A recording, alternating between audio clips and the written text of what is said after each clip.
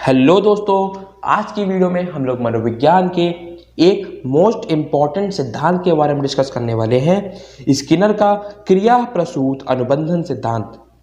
अब जो हमारे बीएफ स्किनर थे वो अमेरिका के लेखक, वैज्ञानिक, व्यवहारवादी, आविष्कारक और सामाजिक दार्शनिक थे। क्या कहा मैंने? जो हमारे बीएफ स्किनर थे वो एक अमेरिका के लेखक थे। बीएफ स्किनर कहाँ के थे? अमेरिका के थे। ठीक है ना। फिर उसके बाद वाली स्लाइड में क्या लिखा है? क्रिया प्रसूत अनुबंधन सिद्धांत के प्रतिपादक, जो हमारा क्रिया प्रसूत अनुबंधन सिद्धांत के प्रतिपादक थे वो कौन थे? स्किनर थे। अब स्किनर ने एक सिद्धांत दिया था जिसका नाम क्या था? क्रिया प्रसूत अनुबंधन का सिद्धांत। ठीक है ना। इसीलिए बीएफ स्किनर को क्रिया प्रसूत अनुबंधन के सिद्धांत का प्रतिपादक कहा जाता है। ठीक है ना। अब थॉर्नडाइक के प्रभाव के नियम पर आधारित था। जो ये सिद्धांत था किस पे आधारित था? थॉर्नडाइक के प्रभाव के नियम पर आधारित था। इतनी बात समझ में आई। अब जो स्किनर ने प्रयोग किया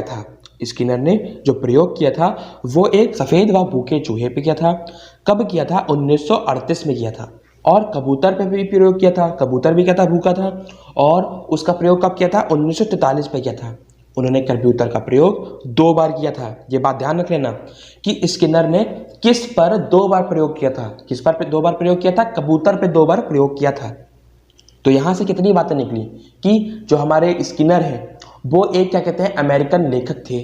ठीक है ना। अमेरिकन राइटर थे, साथ ही साथ वैज्ञानिक थे। ठीक। अब उन्होंने एक सिद्धांत दिया था, क्या? क्रिया प्रसूत अनुबंधन का सिद्धांत। इसीलिए उन्हें उस सिद्धांत का प्रतिपादक भी कहा जाता है। किस सिद्धांत का? क्रिया प्रसूत अनुबंधन सिद्धांत का प्रतिपादक कहा जाता है। इसका प्रयोग इन्होंने जो प्रयोग किया था सफेद चूहे पे किया था 1938 में। चूहा कैसा था? भूखा था।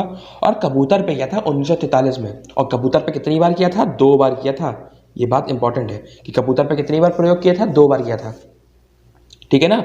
आइए आगे देखते हैं क्या लिखा है। अब स्किनर ने अपनी बुक टेक्नोलॉजी ऑफ टीचिंग, उनकी बुक का नाम क्या था? टेक्नोलॉजी ऑफ टीचिंग में 2 शब्दों का यूज किया। एक माइक्रो टीचिंग और दूसरा अभिक्रमित अनुदेशन शब्द दिया था। आइए आगे देखते हैं क्या लिखा है। अब जो क्रिया प्रसूत अनुबंधन का सिद्धांत है उसके उपनाम क्या है? उसके उपनाम है क्रिया प्रसूत का सिद्धांत, अनुक्रिया उद्दीपन सिद्धांत, सक्रिय अनुबंधन सिद्धांत, साधनात्मक अनुबंधन प्रयोग, फिर सक्रिय अनुकूलित अनुक्रिया का सिद्धांत, फिर नैमित्तिक अनुक्रिया का सिद्धांत, फिर अधिगम के पुनर्बलन का सिद्धांत और कार्यात्मक अनुबंधन का सिद्धांत, आरएस थ्योरी और स्किनर का बॉक्स का प्रयोग। अब इन नामों से हमारा क्रिया प्रसूत अनुबंधन का सिद्धांत जाना जाता है। ठीक है ना। अगर इनमें से कोई भी चीज क्वेश्चन में दी गई है, कोई भी सिद्धांत का नाम क्वेश्चन में दिया गया हो और पूछा जाए सिद्धांत किसका है, तो हम लोग को बताना पड़ेगा ये सिद्धांत किसका है? बीएफ स्किनर का था। ठीक है ना। इन्होंने आरएस थ्योरी भी बताई थी जो कि बहुत इंपॉर्टेंट है, ध्यान रखिएगा। ठीक है ना। फिर उसके बाद क्या लिखा है?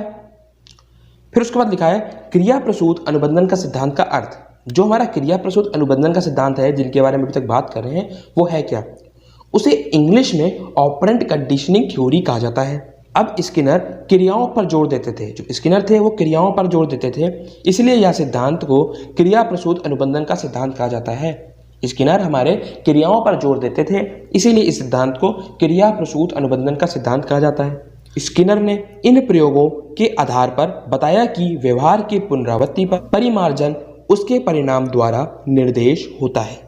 व्यक्ति व्यवहार को संचालित करते हुए तथा उसे हमेशा बनाए रखने के लिए परिणाम को सहारा लेता है, अर्थात परिणाम द्वारा ही उसके व्यवहार का संचालन होता है। स्किनर ने इस व्यवहार को क्रिया प्रसूत व्यवहार नाम दिया। ठीक है ना। तो ये मानना था हमारे स्किनर का। फिर उसके बाद जो उन्होंने व्यवहार शब्द दिया था, क्या दिया था देखते हैं। एक प्रतिवादित व्यवहार होता है और एक क्रिया प्रसूत व्यवहार होता है। प्रतिवादित व्यवहार को क्या बोलते हैं? Respondent behaviour. और क्रिया प्रसूत व्यवहार को कहते हैं ऑपरेंट बिहेवियर। आइए प्रतिवादित व्यवहार समझते हैं। इनमें अनैच्छिक क्रियाएं आती हैं, जैसे प्रकाश पड़ने पर आंखों का झपकना। जैसे प्रकाश पड़ता है वैसे हमारी आंखें झपक जाती हैं। ठीक है ना। ये अनैच्छिक क्रिया है। और जो क्रिया प्रसूत व्यवहार है, ठीक है ना, इनमें ऐच्छिक क्रियाएं आती हैं, जैसे चलना दौड़ना। तो जो हमारी रिस्पोंडेंट बिहेवियर है उसमें अनैच्छिक क्रियाएं आती हैं और क्रिया प्रसूत में ऐच्छिक क्रियाएं आती हैं। ठीक है ना, एग्जाम्पल्स यहाँ पे लिखे हुए हैं। फिर उसके बाद क्या लिखा है, अब स्किनर द्वारा पुनर्बलन पर जोर दिया। अब जो हमारे स्किनर थे उन्होंने पुनर्बलन पर जोर दिया था। ठीक, अब पुनर्बलन ऐसी कोई क्रिया जो अनुक्रियाओं की संख्या में वृद्धि करती है, पुनर्बलन या इन्फोर्समेंट कहलाती है। पुनर्बलन क्या होती है, ऐसी क्रिया, मतलब ऐसी क्रिया जो अनुक्रिया की संख्या में वृद्धि करे। जैसे भूखे चूहे को बॉक्स में बंद किया गया था, ठीक है, उसमें एक लीवर लगा दिया था, बॉक्स में एक लीवर लगा दिया था। अब उस लीवर पे जब चूहा पैर रखता था, पहले तो चूहा क्या करता था, बॉक्स में इधर उधर दौड़ता था भूख के मारे, लेकिन जैसे उस लीवर पे पैर पड़ता था, दाना गिरता था, खाना गिरता था, वो खा लेता था। फिर जब उसको भूख लगती थी, वो फिर घूमता रहता था बॉक्स में, फिर पैर उस पर पड़ता था लीवर पे, खाना गिरता था। अब चूहे ने देखा, बार बार घूमता रहा घूमता रहा घूमता रहा, फिर उसने देखा उस लीवर के आसपास उसने पैर रख के देखा कि क्या यहाँ पे रखने से हमारा खाना गिरता है। ठीक, तो जब उसने फिर से लीवर पे रखा, फिर खाना गिरा। ठीक है ना, तो चूहा ये समझ गया ऐसे लीवर पे पैर रखेंगे खाना गिरेगा। उसने क्या किया, पुनर्बलन किया। अब खाने को लेके उसने देखिए कितनी अनुक्रिया कर डाली, यही क्या कहता है, पुनर्बलन कहता है। अब जो हमारा पुनर्बलन का सिद्धांत है उसके प्रतिपादक कौन है, क्लार्क एंड हल, उन्होंने पुनर्बलन का सिद्धांत दिया। ठीक है, फिर उसके बाद क्या लिखा है, इनके अनुसार पुनर्बलन 4 प्रकार का होता है, एक सतत पुनर्बलन, एक निश्चित अंतराल पुनर्बलन, और एक निश्चित अनुपात पुनर्बलन, और एक परिवर्तनशील पुनर्बलन। स्किनर के अनुसार 4 प्रकार का पुनर्बलन होता है, सतत, निश्चित अंतराल और निश्चित अनुपात और परिवर्तनशील।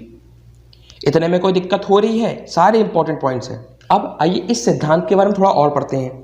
लिखा है बालक अनुक्रिया द्वारा सीखता है। ये सिद्धांत क्या कहता है, बालक अनुक्रिया द्वारा सीखता है, छात्रों को तत्कालीन पुनर्बलन देना चाहिए। ये सिद्धांत क्या कहता है, छात्रों को तत्कालीन पुनर्बलन देना चाहिए, शिक्षार्थी का परिणाम शीघ्र घोषित करना चाहिए। जैसे जो हमारा कोई भी एग्जाम हो जाए उसका जो परिणाम होता है तुरंत अपलोड करना चाहिए, तुरंत घोषित करना चाहिए, वरना शिक्षार्थी के मन में कुंठा डेवलप हो जाएगी, यानी कि कुसमायोजन बन जाएगा। फिर क्रिया के अनुसार सकारात्मक या नकारात्मक पुनर्बलन देना चाहिए, क्योंकि देर करने से इसका प्रभाव कम हो जाता है। क्रिया के अनुसार सकारात्मक या नकारात्मक पुनर्बलन देना चाहिए। ठीक है ना, क्रिया के अनुसार हम लोगों को सकारात्मक या फिर नकारात्मक पुनर्बलन देना चाहिए। इतनी बातें समझ में आई आप लोग को। आइए आगे देखते क्या लिखा है, सीखने की क्रिया में अभ्यास पर अधिक बल। जो हमारे स्किनर थे उन्होंने सीखने की क्रिया पर अधिक बल दिया था, सीखने की क्रिया में अभ्यास पर अधिक बल दिया था, और इसका प्रयोग मंदबुद्धि के बालकों और मानसिक रोगी वाले बालकों में किया। ठीक है, तो आज की वीडियो में हम लोगों ने स्किनर के सिद्धांत को अच्छे से समझने की कोशिश की है, और हर एक इंपॉर्टेंट पॉइंट मैंने आपको बताया है अपने एग्जाम के अकॉर्डिंग, हम लोगों के एग्जाम यूपीटेट और सीटेट के अकॉर्डिंग। नेक्स्ट वीडियो में मिलते हैं नेक्स्ट सिद्धांत के साथ, तब तक के लिए बाय।